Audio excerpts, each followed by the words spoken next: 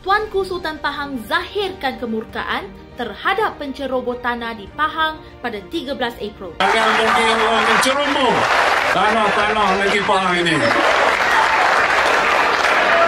Saya pernah buat dalam ni banyak orang menceroboh tanah negeri Pahang ini.